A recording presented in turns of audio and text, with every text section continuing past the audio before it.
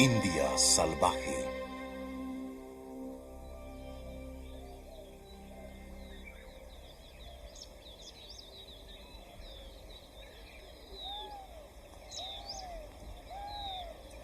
Antiguamente se podía encontrar leones por todo el territorio de India, y el dominio de este se extendía por el sur y centro de Asia.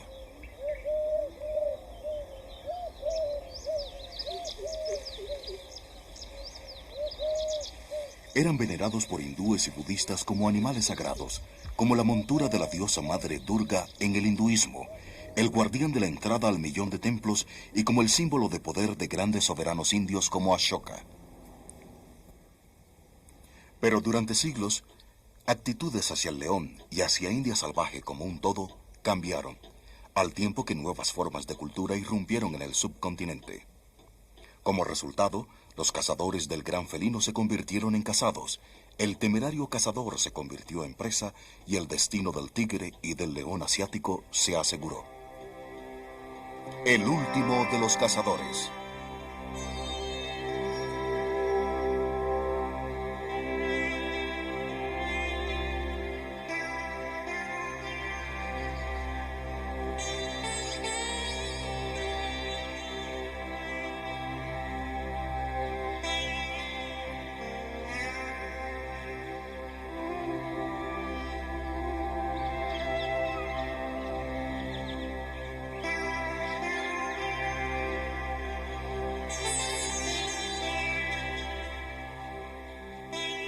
El siglo XVI contempló el amanecer de una nueva era en India, con el arribo de los mogoles, una cruel y poderosa dinastía islámica de Asia Central que dejaría una marca indeleble en la superficie del país y construiría algunos de los más bellos palacios que el mundo haya visto.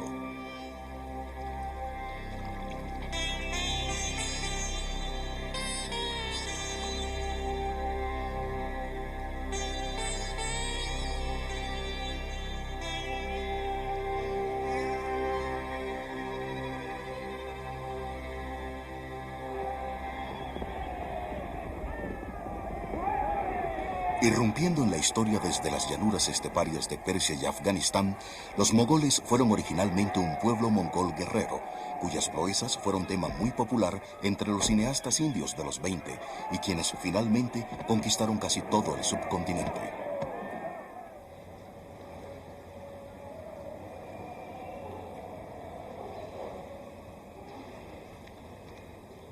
Los mogoles eran musulmanes, y contrario a los en su mayoría vegetarianos hindúes, para quienes toda forma de vida era sagrada, su religión les permitía matar a los animales y comer su carne.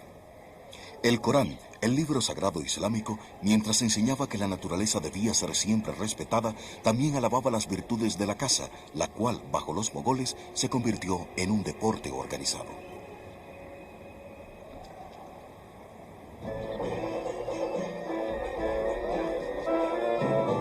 Los emperadores mogoles, también llamados grandes mogoles, cazaban en gran escala, destacándose Akbar, que frecuentemente organizaba con su ejército una cacería o shikar y enfrentaba a elefantes enredadas. La actividad tenía el fin secundario de entrenar a su ejército.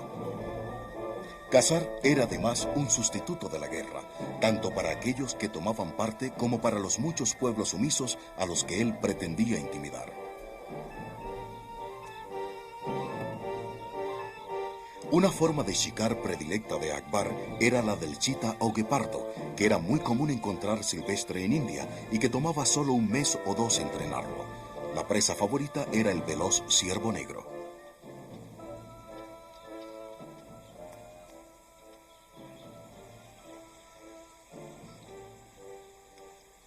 Las cacerías de Akbar podían durar varios meses y unos 50.000 azotadores podían ser utilizados para conducir miles de animales aterrorizados a la ruta del emperador. Durante una de esas masacres se dice que Akbar tuvo una experiencia mística, ordenó detener la matanza y más tarde se convirtió en vegetariano.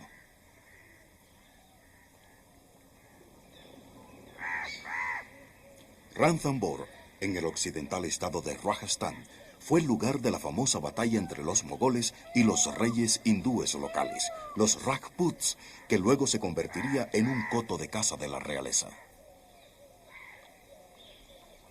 Para los mogoles, las ricas selvas del centro de India y el enorme número de especies que se encontraban allí eran un gran contraste para las secas llanuras semidesérticas de donde ellos provenían.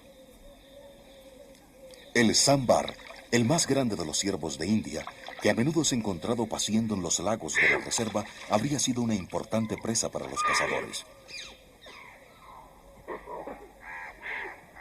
Pero el más grande desafío de las fiestas de cacería de los mogoles lo representaba el gran felino nativo de esta parte del mundo, el tigre.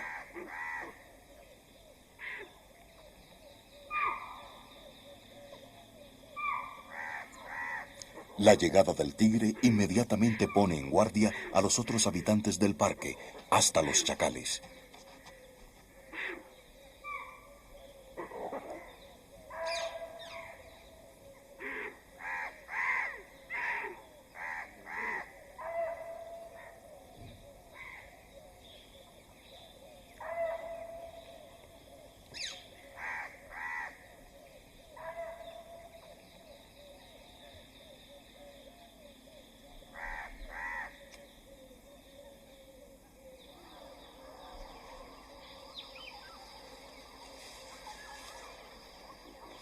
Como muchos antiguos cotos de caza de príncipes indios, Ranthambore es ahora una reserva natural, famosa por sus tigres, que a través de los años se han hecho notoriamente menos noctámbulos que lo natural.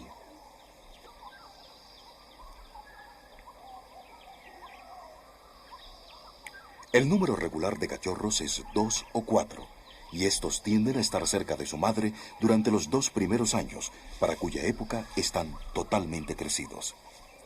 Los machos viven separados de las hembras y solo se juntan para aparearse. Así que a esta edad, los cachorros son totalmente dependientes de sus madres para la alimentación, mientras que el padre ya habrá regresado a su forma de vida solitaria.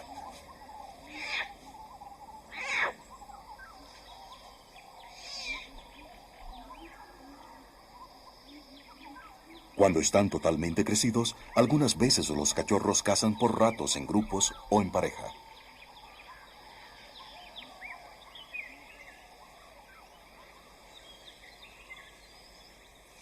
Rasguños en los troncos de los árboles, junto con la orina, son usados para demarcar territorios.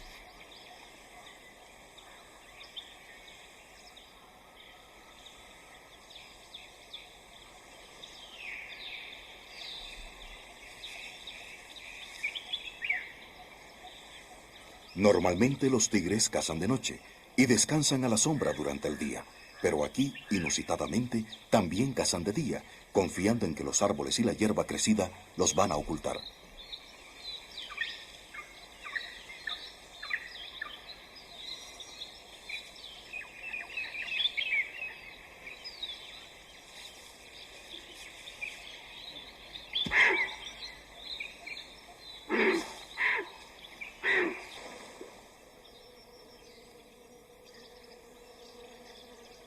Dependiendo del tamaño de su víctima, un tigre se alimentará de esta durante 4 o 5 días, nunca separándose demasiado del cadáver durante ese tiempo, debido a los otros depredadores.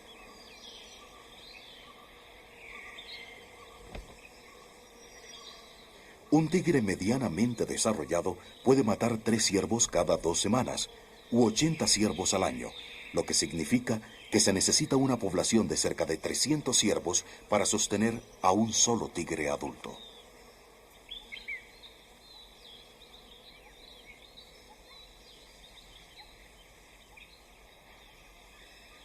De todas las criaturas cazadas por los mogoles, el tigre, el llamado fantasma del bosque, tiene una belleza salvaje y un sentido especial, y simbolizaba para ellos más que cualquier otra criatura la naturaleza silvestre de India.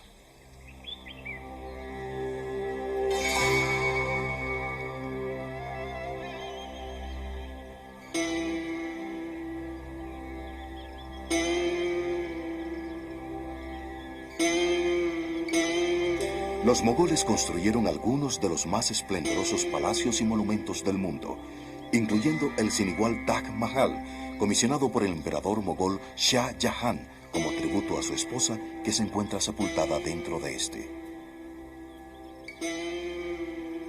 Alrededor de estos palacios también crearon jardines paraíso en hermoso estilo persa, y dentro del diseño de las construcciones hay innumerables detalles arquitectónicos que reflejan las formas de la naturaleza.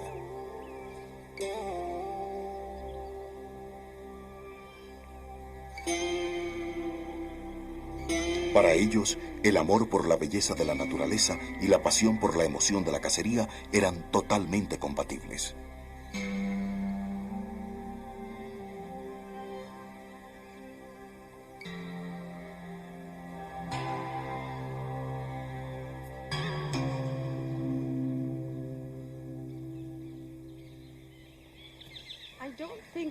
No creo que los mogoles o cualquiera de los reyes anteriores al imperio mogol en India creyó que había una contradicción entre el respeto por la naturaleza y la cacería como deporte. No estaba en esa idiosincrasia ni en la filosofía considerarlas como contradictorias. El jardín pleno de árboles florecidos, las deliciosas fragancias de las flores, los torrentes de agua, los pájaros, las mariposas, todas estas eran cosas apreciadas por su valor simbólico, por el placer sensorial que esto proporcionaba al ambiente en el que ellos querían vivir. Aunque el deporte y la cacería como deporte era un aspecto de la realeza que existió en el mundo antiguo, ambos no fueron considerados contradictorios. No lo creo.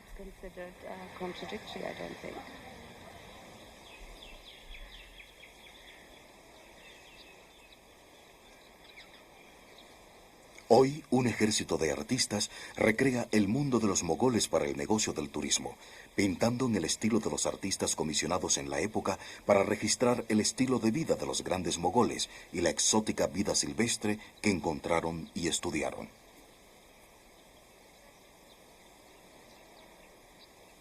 Esta escuela de arte, y en particular el estilo de pintura de la vida silvestre, fue desarrollado en su mayoría bajo el emperador Jahangir, un apasionado naturalista. Pero el constructor del Gran Jardín fue el primero de los grandes mogoles, Babur, el bisabuelo de Jahangir, quien también hizo detallados estudios científicos de la fascinante vida silvestre que encontró en India. La sensibilidad de Babur y su inteligente diario que proporciona amplia evidencia de esta fue hermosamente ilustrado con miniaturas de aves y plantas y con bocetos de animales exóticos.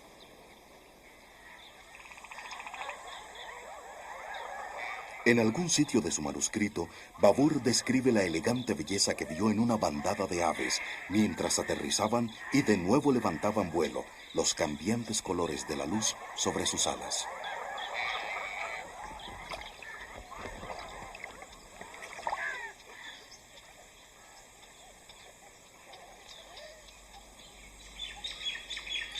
También anota con precisión 5 tipos de loro indio, incluyendo el omnipresente perico de anillo rosado. Aquí ataca a una culebra arborícola que intenta robar sus huevos.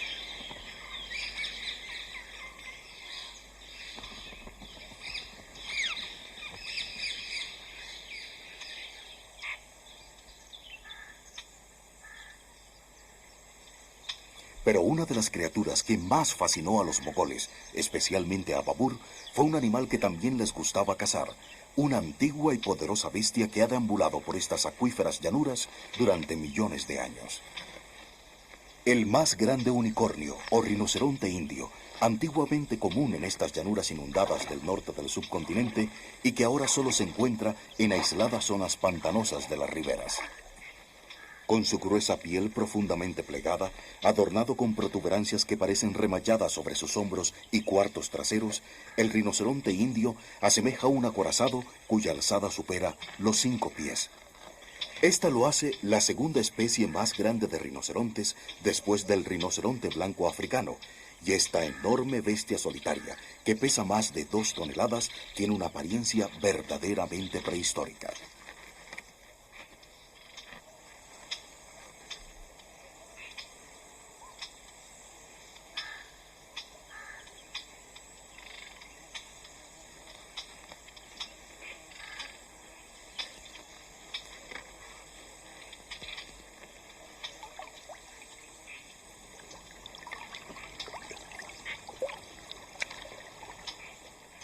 Durante el caluroso día, la única manera de mantenerse fresco es revolcándose en las lagunas y barrizales de la llanura.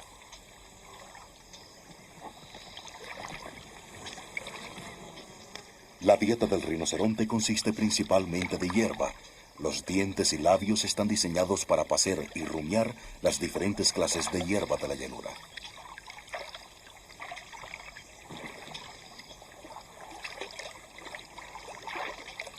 El labio superior prensil es utilizado para alcanzar las hierbas altas y matorrales y tiene dos largos dientes incisivos cortantes que son usados por los animales en las peleas por la supremacía, además de su gran cuerno.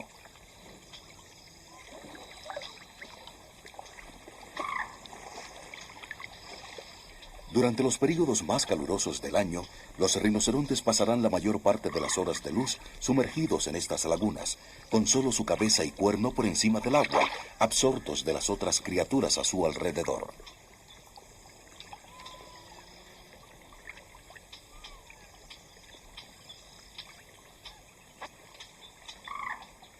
El cuerno, de hecho, fuera de su apariencia agresiva, es muy raramente utilizado en la agresión y es en realidad pelo enmarañado. Este puede ser muy largo, dando vuelo a la creencia que estos animales debieron ser los unicornios originales de la leyenda. Son generalmente de hábitos solitarios y se movilizan independientemente uno de otro o en pequeños grupos, aunque pueden ser vistos paciendo o revolcándose juntos.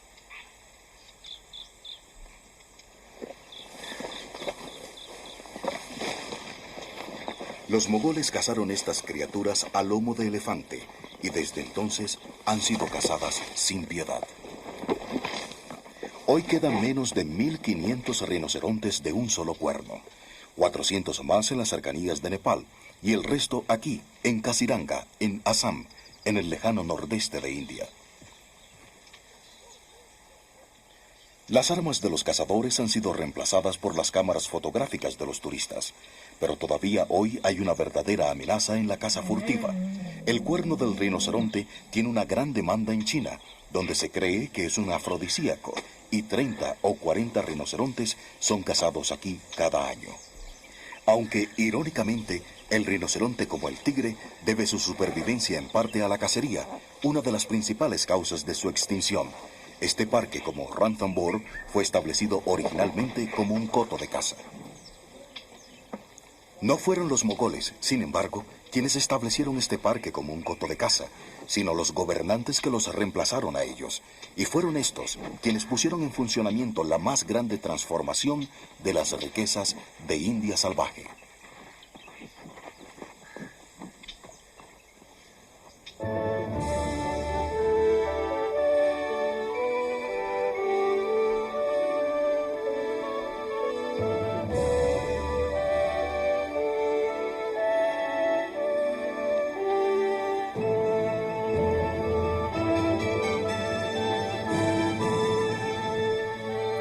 Fueron los británicos quienes asumieron el vacío de poder creado por la decadencia del imperio mogol a finales del siglo XVII. El comercio fue el motivo principal para una fuerte presencia británica en Madras, Bombay y Calcuta, y la Compañía Oriental India abrió el camino para un gobierno colonial.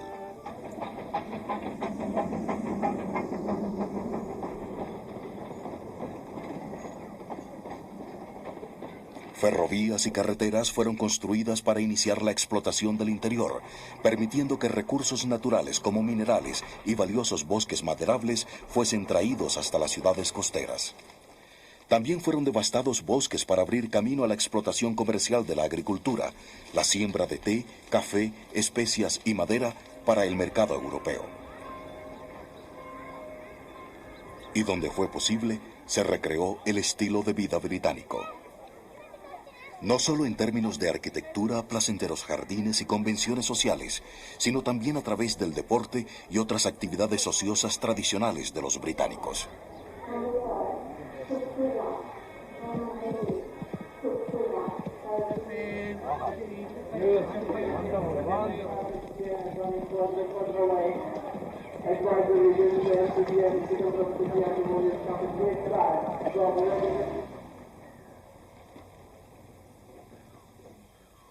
En el famoso Uti Club, En las colinas de la estación Uttarakhand, al sur de India, hay suficiente evidencia de la popularidad de una actividad particular, la caza. Las cabezas no son aquellas de zorros, sino de chacales, cazados a caballo, al estilo británico, con vestido completo de cacería. Más común todavía era cazar los animales silvestres de India con armas de fuego, especialmente el más grande trofeo de todos, el tigre. Yo creo que el parecer británico era que esta debía ser convenientemente controlada, un deporte bien reglamentado. La atracción para mí, supongo, es alguna. Está en usted, en mí y en cualquiera. Somos básicamente cazadores. Y había un placer en esto. Pero yo raramente mato un ciervo, aunque maté tigres y maté panteras y todos todavía están en pie. Yo acostumbraba a salir con 3 perros y 3 de mis hombres, y eso era todo. Si usted intenta y mata a un tigre sentado en un árbol sobre el cebo, entonces más bien debe matar la vaca vieja que tiene allí amarrada. No hay ningún deporte en eso.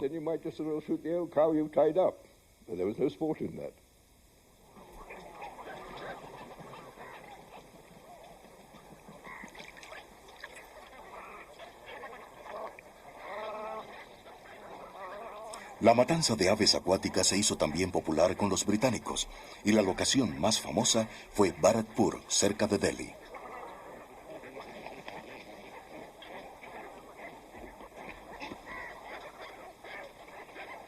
Bharatpur no es del todo un lago natural, sino un lago artificial creado en 1896 por un entusiasta cazador.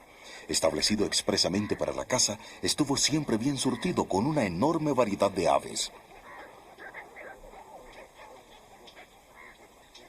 El nivel del agua es controlado con un sistema de esclusas y canales. El lago mismo ha sido creado por el represamiento de un riachuelo. Con solamente 11 millas cuadradas de área, este pequeño lago ha atraído a reyes, virreyes y princesas como ningún otro coto de caza de India lo ha conseguido. Venían aquí para la elegante caza anual de patos, cuando una enorme carnicería tenía lugar, como una en la que el rey Eduardo VIII cazó más de 2.000 aves en un día. Pero la tabla de trofeos alcanzó una cifra aún más alta, matanza llevada a cabo por el virrey y famoso cazador Lord Linlithgow, la impresionante marca de 4.273 aves en un solo día.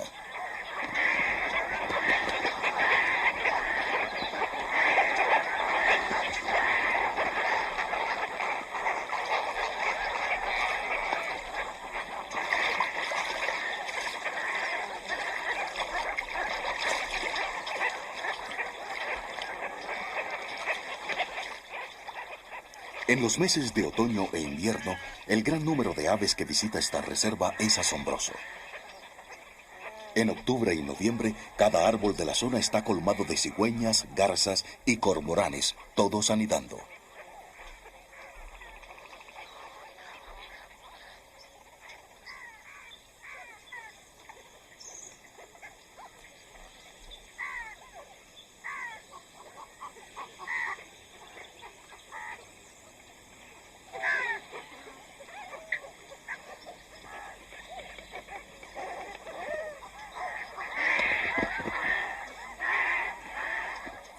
Los polluelos de las cucharetas y garzas ya están suficientemente grandes, pero todavía dependen totalmente de sus padres para alimentarse.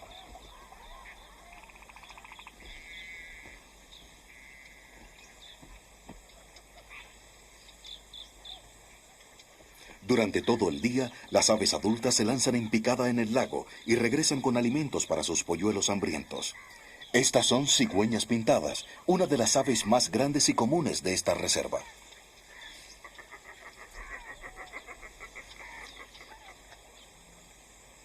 En un año cualquiera puede haber aquí unos 5.000 pares de cigüeñas pintadas criando, a menudo anidando en colonias con otras cigüeñas, algunas veces de especies diferentes.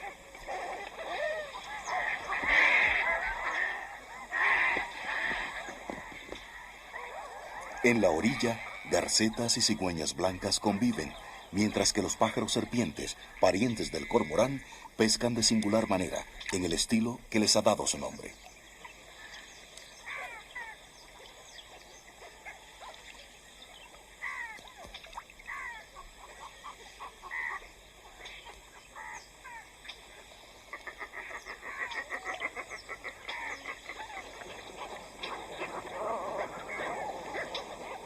Tan pronto como las jóvenes cigüeñas pintadas pueden volar y abandonar el nido, son técnicamente capaces de alimentarse por sí mismas, pero muchas continúan dependiendo de sus padres durante varios meses para alimentarse.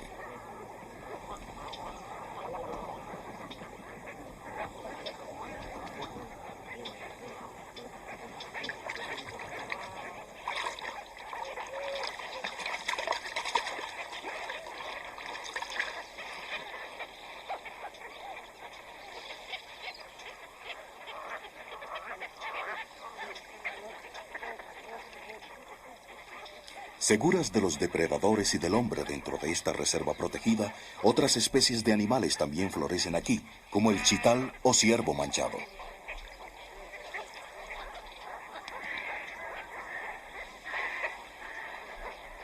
Este también es asilo para las aves de rapiña, como las águilas leonadas, el águila más grande de India, riñendo aquí sobre una cigüeña muerta.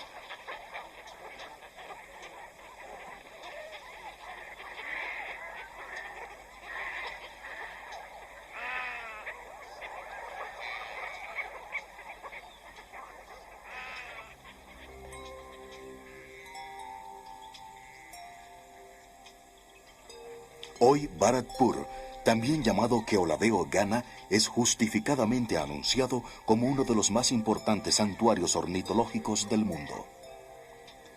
Este fue creado no por los británicos, sino por un marajá local, y fue su sucesor, quien en 1945 convirtió este extraordinario lugar en uno de los parques nacionales más famosos de India.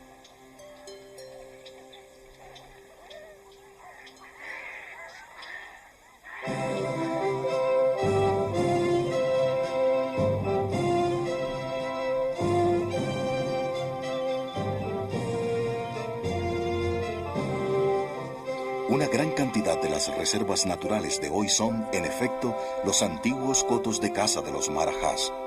Los marajás fueron príncipes indios que gobernaron estados principescos, algunos de ellos muy anteriores a los mogoles. Eran pomposamente ricos y extravagantes, y llegaron aún más lejos, gracias al patronazgo de los británicos, quienes los usaron como aliados administrativos regionales y los recompensaron apoyándolos en su papel de señores feudales. Muchos de ellos mantuvieron grandes reservas naturales con el propósito de la cacería, y fueron apasionados cazadores, disparando a cualquier cosa que volara o corriera. La magnitud de la matanza era enorme. Solo el marajá de Wailor mató cerca de 1.400 tigres en toda su vida. Pero los marajás reclamarían que durante su apogeo, India todavía rebosaba de vida silvestre, y que ellos además hicieron poco daño y quizás hasta un servicio a la comunidad. Una cosa, antes cuando estaba en su plenitud la caza, había a veces también la necesidad de mantener bajo el nivel, porque si hay algo que está superpoblado o muy crecido, no es bueno. Es algo natural, porque después de todo, como usted sabe, aún en los viejos tiempos, en los tiempos prehistóricos, el Homo sapiens sobrevivió por la caza. Lord Mountbatten se unió al marajá en la cacería de patos y del urogallo por el que Bikaner es conocida. Uno de los grandes eventos en el año deportivo del Raj británico fue la caza imperial del urogallo en Gajmer, auspiciada por el marajá de Bikaner. Una mañana podía ser desastrosa si no se contaban al final unas 4.000 aves. Al finalizar la mañana dimos cuenta de una muy buena caza.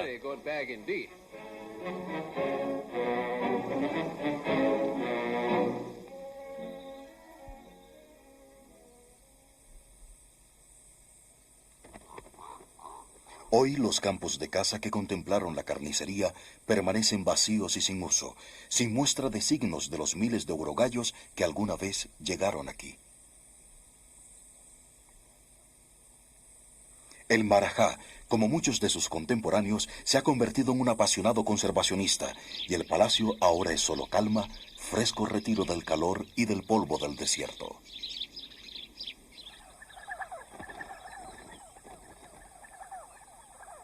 Cuando la estación seca empieza en firme, el urogallo todavía llega aquí del desierto para abrevar, pero son pocos los que pueden ser vistos. Décadas de cacería han diezmado su población.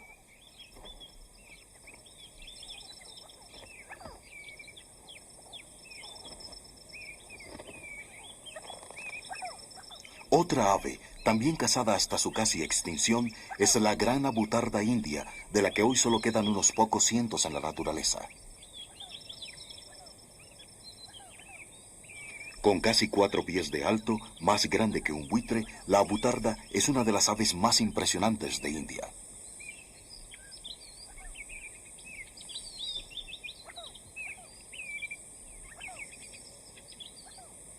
Pero la caza ilegal, combinada con la propagación de la agricultura en sus hábitats de tierra seca, amenazan ahora seriamente su supervivencia, aparte de que la cacería de esta ave fue oficialmente prohibida en 1977.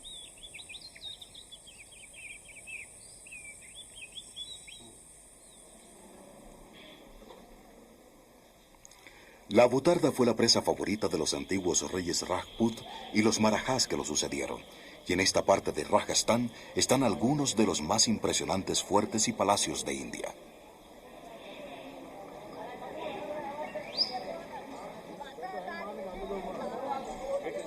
Importantes centros de comercio en la antigua ruta a través del desierto de las caravanas de camellos, los centros de estos viejos pueblos están dentro de las enormes murallas fortificadas.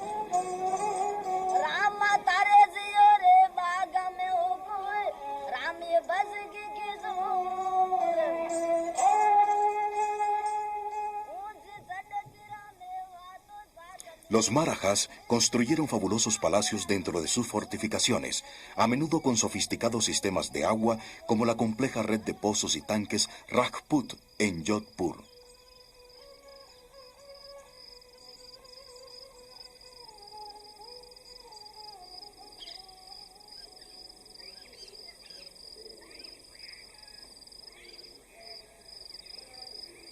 Como siempre, el agua atrae a la vida.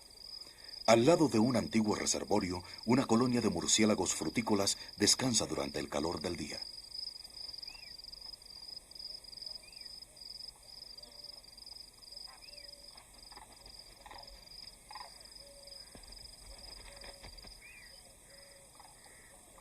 Muy cerca, una bandada de grullas de moiselle, una de las más pequeñas especies de grulla.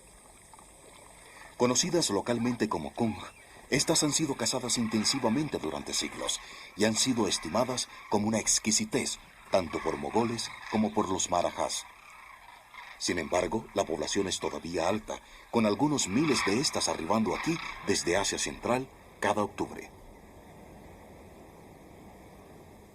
Reposando en las sombreadas murallas de un antiguo fuerte, un grupo de buitres que sobreviven con las carroñas del pueblo de abajo.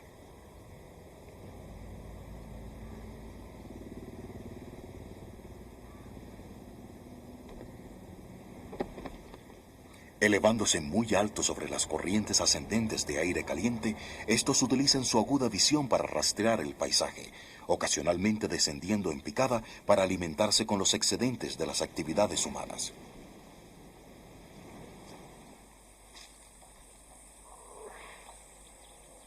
Un pariente cercano del caballo y la cebra africana, el asno salvaje de India, fue cazado tanto por los mogoles como por los marajás, con ninguna razón diferente que por deporte, ya que la carne y la piel no tienen ningún uso. Antes diseminados en las zonas de tierra seca, el asno salvaje está confinado ahora en las planicies saladas al suroccidente de Gujarat. Igual que la cacería, las enfermedades también los golpearon a comienzos de este siglo, reduciendo su población a solamente unos pocos cientos, y la especie está peligrosamente cercana a la extinción. Pero aquí, como en toda India, el sobreviviente de la vida silvestre está cada vez más amenazado desde otra dirección: la extensión de la actividad humana, especialmente de la agricultura y del pastoreo.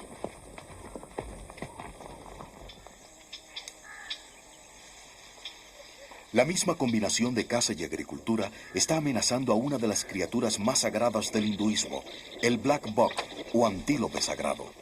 Los mongoles acostumbraron a cazarlos con chitas, tal como lo hicieron los marajás locales, hasta que se extinguieron los chitas en los 40. Solamente los machos son negros, siendo las hembras y los jóvenes pardos dorados.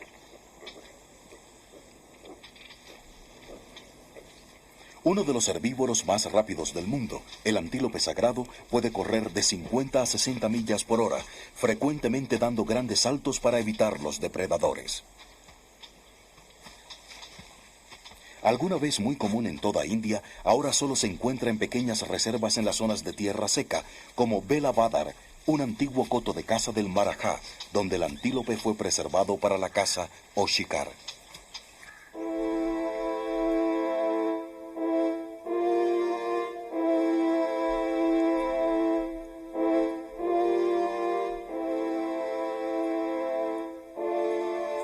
La pasión de los marajás por la cacería, unida a la de los británicos, contribuyó indudablemente a la disminución de muchas de las especies mayores de la India salvaje, como el tigre, el antílope y el león asiático.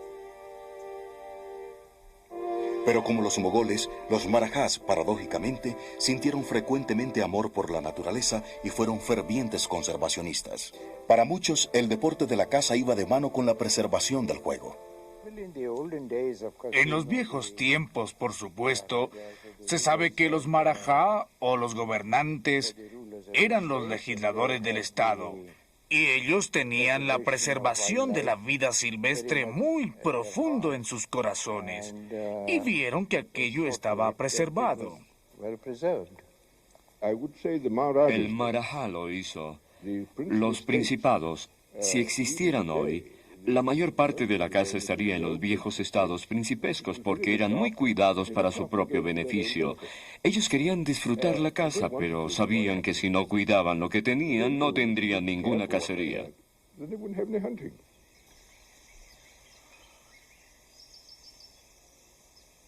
En el seco, polvoriento sur de Gujarat, al occidente de India, un marajá jugó un papel particularmente significativo al salvar una de las especies más amenazadas de India.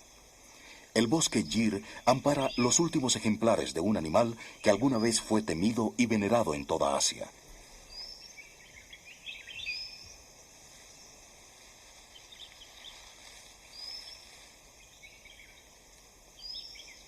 El león asiático es casi idéntico a su primo africano en tamaño y apariencia, y antes se encontraba desde Asia Menor hasta Asia Central y desde Tierra Santa hasta India.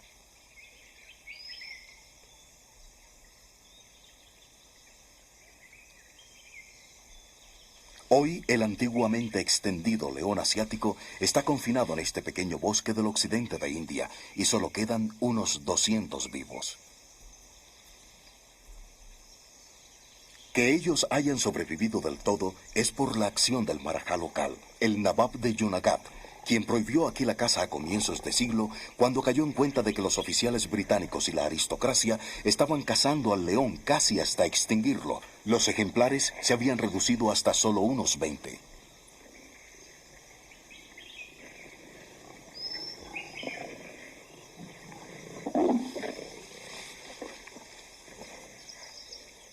Gracias a la protección del Nawab, el león regresó del borde de la extinción, una fatalidad que ya le había sucedido al chita, y finalmente, en 1950, el bosque Gir fue declarado Parque Nacional.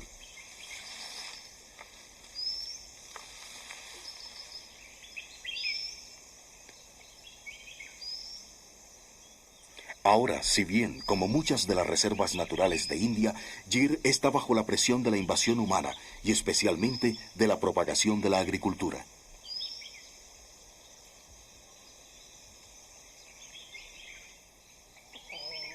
Por todo el parque, en cerramientos de alambre púas, viven los maldaris, un pueblo tribal que sobrevive con la venta de la leche de sus búfalos y la cuajada hecha de forma tradicional.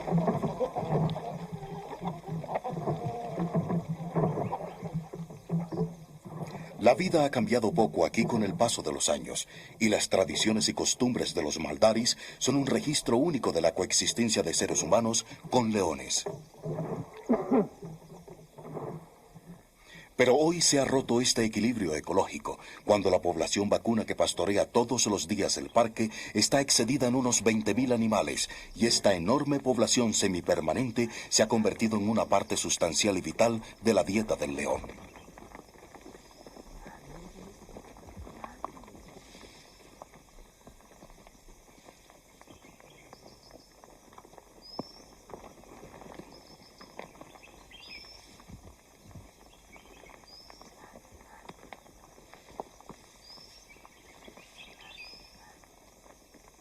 No pasa un día sin que un león se tome un búfalo de los rebaños de los Maldaris, y más de 1 millar son muertos cada año, conllevando disputas sobre compensaciones y aún casos de envenenamiento de leones. Lo que está haciendo esto peor es la propensión por otras especies presa natural como el antílope nilgai, que puede ser desplazada por la competencia por el pasto con el búfalo y por la perturbación del hábitat por parte de los humanos, haciendo a los leones aún más dependientes de los rebaños. El más grande y más fuerte de los antílopes de India. Hay una marcada diferencia en esta elegante especie entre el macho o macho azul y las hembras más pequeñas, pardas, doradas.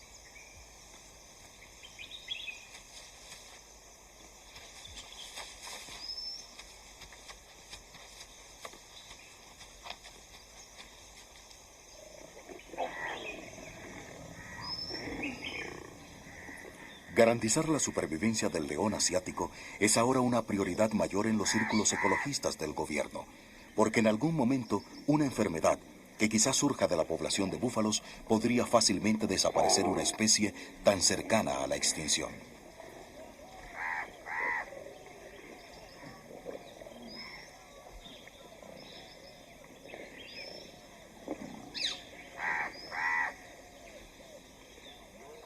Se ha iniciado ahora un gran esfuerzo para rescatarlos, que involucra mudar a los Maldaris y sus búfalos lejos del parque, hacia zonas desarrolladas, y al mismo tiempo mejorar ecológicamente el área afectada, permitiendo en particular el regreso de las especies presa natural.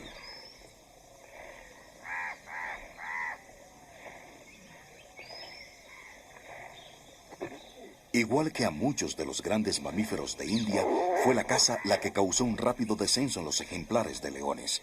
También la propagación de la agricultura y el crecimiento de la población que ha reducido drásticamente su dominio. Pero si no hubiera sido por un cazador, un marajá convertido en conservacionista, ni aún esta pequeña y frágil población hubiera existido hoy, y el rey de los animales, temido y venerado en toda la tierra, hubiera dejado de existir.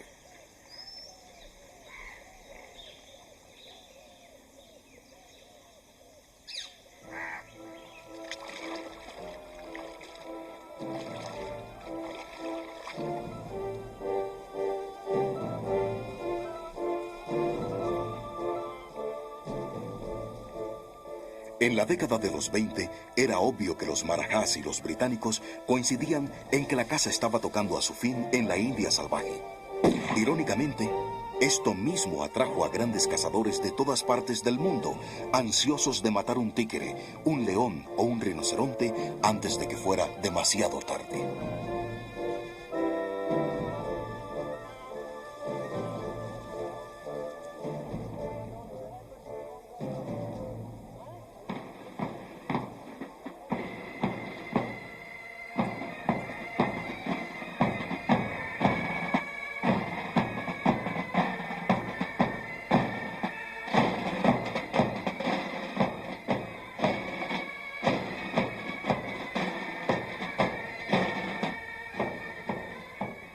En los días finales del Raj, había una creciente preocupación en los círculos británicos sobre la manera en la que la vida silvestre del país que ellos habían gobernado durante años estaba desapareciendo.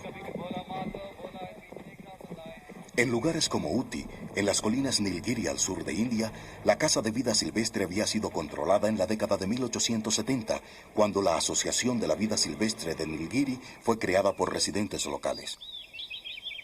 En los 20 y 30, cuando fue establecida la enorme cantidad de especies en peligro, la asociación se convirtió en una poderosa organización conservacionista que mantuvo toda la caza local bajo un control estricto.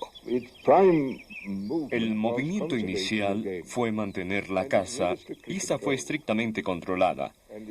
La asociación tuvo poderes decisivos en la expedición de licencias, en la cancelación de las mismas, multas y en el control general de toda cacería. Tomemos la pesca en Inglaterra. La gente cuida los ríos, ellos los cuidan para pescar un pez. Y yo pude haber sido un cazador. Yo podría ser hoy un cazador. Pero uno estaría condicionado a la caza que estuviera presente. Yo no pensaría en cazar un tigre, pero hace 40 o 50 años hubiera pensado en cazarlo tal como lo hice. Pero estos están muy escasos ahora. Se tiene que seleccionar la caza y si hay una cierta cantidad de caza permitida y controlada, hay un interés en la preservación de esta.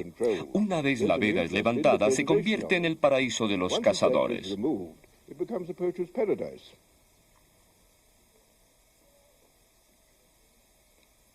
El más famoso de los cazadores conservacionistas fue Jim Corbett, quien se hizo conocido por sus proezas en la matanza de tigres y leopardos devoradores de hombres. Pero Corbett siempre sintió amor por la vida silvestre india y cayó en cuenta que el tigre y muchas otras especies empezaban a verse amenazadas. En sus últimos años colgó sus armas de fuego y se convirtió en escritor, fotógrafo y ferviente conservacionista, con un sitio especial en la historia de India salvaje. Corbett vivía en las estribaciones de las Himalayas, donde se convirtió en una leyenda entre la gente de la región por su valentía al matar los devoradores de hombres. Pero fue aquí también, en el brumoso valle del río Ramganga, que Corbett ayudó en 1936 a establecer el primer parque nacional de India, probablemente el más hermoso, famoso por sus elefantes.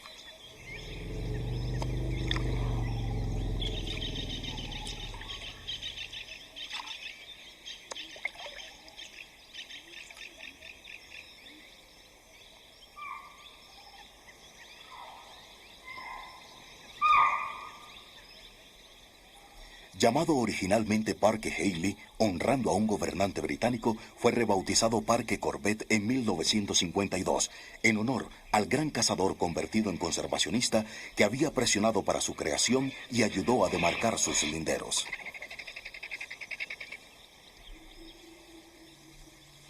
Hoy este es parte de la iniciativa Proyecto Tigre y uno de los parques más visitados de India, con una enorme cantidad de especies para ver.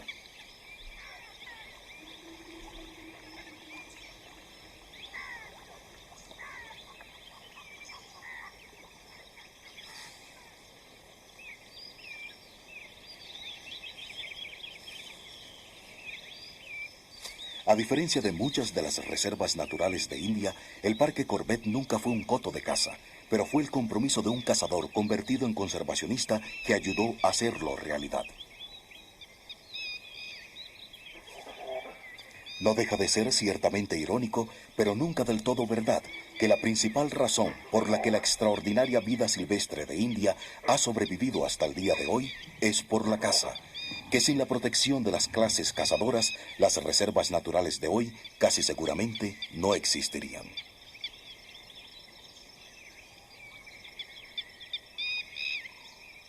Los mogoles demostraron que el deporte de los reyes no era compatible con el amor por la naturaleza, y muchos marajás y británicos compartieron esta misma doble pasión para finalmente desechar sus armas de fuego por la causa conservacionista. La pregunta ahora es si el Estado puede ser tan efectivo en la protección de estas zonas de India salvaje como los príncipes gobernantes lo hicieron en el pasado, o si la creciente ola de actividad humana terminará arrastrando hasta estas últimas importantes islas de biodiversidad.